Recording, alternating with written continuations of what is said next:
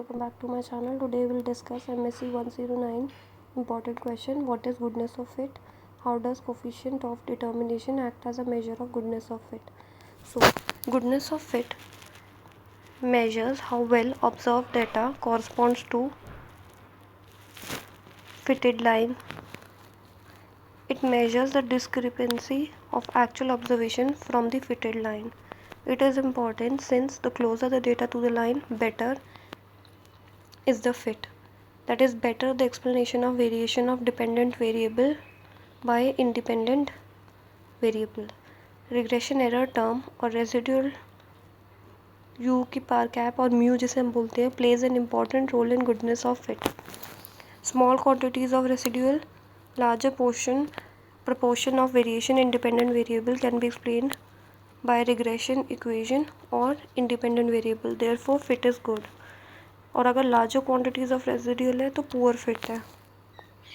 A usual measure of goodness of fit is coefficient of determination, COD लिखते हैं short में हम लोग, which is square of correlation coefficient, that is R square.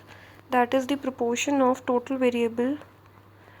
Variation of. तो ये basically क्या बताता है, ये प्रोपोर्शन होता है total variation of dependent variable caused by independent variable. तो कितनी वेरिएशन डिपेंडेंट वेरिएबल में कॉज होती है by independent variable. So R square is nothing but expected sum of squares या explain sum of squares divided by total sum of squares. So variation in dependent variable y about mean is variance of y is equals to summation y minus y bar का whole square. It can be divided into two parts. First is the variation explained by regression model and second is the remains unexplained by the regression model. तो पहला होता है जो regression model explain कर देता है variation, और दूसरा होता है जो unexplained रह जाता है by the regression model, जिसे रेसिडुअल भी बोलते हैं, रेसिडुअल वेरिएशन. देखो y माइनस वाई बार को हम लिख सकते हैं, ये रहा y, ये रहा y बार, और हमने ऐड और सब्ट्रैक्ट किया है y कैप. ये वाला हमने दोनों तरफ ऐड और सब्ट्रैक्ट करेंगे, वैसे कट जाएगा. फिर हम स्क्वायर करेंगे और समीशन लेंगे बोथ साइड में, तो इसका समीशन स्क्वायर लेंगे, इसका होल स्क्वायर और समीशन लेंगे. ये तो एज इट इज़ आ जाएगा. हमें पता है a प्लस बी का होल स्क्वायर क्या होता है, a square, that is this का square plus b square plus 2ab, तो 2 इंटू दिस. सिंस हमें पता है कि summation y cap minus y bar into y minus y cap 0 होता है, तो क्या बचेगा, summation y minus y bar whole square, ये वाला टर्म बचेगा. फिर बचेगा summation y cap minus y का whole square plus summation y minus y cap का होल स्क्वायर. ये तीन बचेंगे. इसमें ये वाला टर्म जो है ये total square sum of squares है, ठीक है.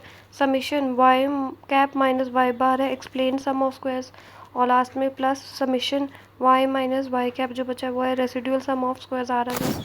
सो TSS is equals to ESS plus RSS. अब हम अगर दोनों साइड को TSS से डिवाइड करेंगे तो क्या हो जाएगा, TSS divided by TSS is equals to ESS divided by TSS plus RSS divide by TSS. TSS divide by TSS 1 हो जाएगा. ESS अपॉन TSS अभी मैंने बताया था explain square of some divided by total sum of squares R square होता है, तो R square plus RSS upon TSS, तो R square is nothing but 1 minus RSS divide by TSS. और properties of R square क्या, R square की value 0 से 1 के बीच रहेगी. देखो ना, is greater than or equal to 0 and less than equal to 1. So that is it guys. Thank you guys. Do like, share and subscribe my channel, and do comment which next topic you want me to prepare a video for you guys. Do subscribe my channel. Thank you.